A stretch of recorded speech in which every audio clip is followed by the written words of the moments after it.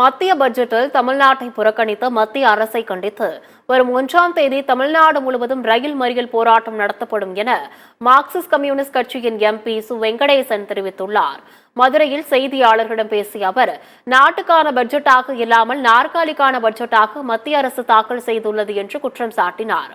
எதிர்க்கட்சிகளுக்கு நாடாளுமன்றம் ஒரு போராட்ட களமாக உள்ளது என்று கூறிய சு வெங்கடேசன், ஓட்டு போடவில்லை என்பதால் ராமரையே பாஜக கைவிட்டு விட்டது என்று விமர்சித்தார். நாடாளுமன்ற தேர்தல் முடிந்து பதவி இருக்கிற பொழுது ஜெய் ஜெகநாத் தான் சொன்னார், இப்போ வரைக்கும் சொல்லல.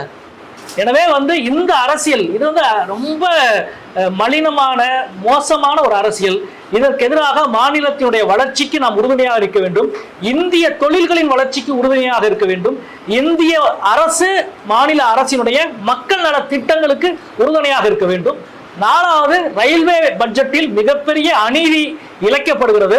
அந்த அநீதியை மறைப்பதற்காகத்தான் இப்பொழுது வரை ஆவணங்களை அரசு வெளியிடாமல் இருக்கிறது. எனவே அந்த ஆவணங்களை வெளியிட்ட பிறகு தேவைப்பட்டால் இன்னொரு பத்திரிகையாளர் சந்திப்பை நாங்கள் நடத்துவோம். தமிழ்நாட்டுக்கு இழைக்கப்படுகிற அநீதியை மக்கள் மத்தியிலே மீண்டும் கொண்டு செல்வோம்.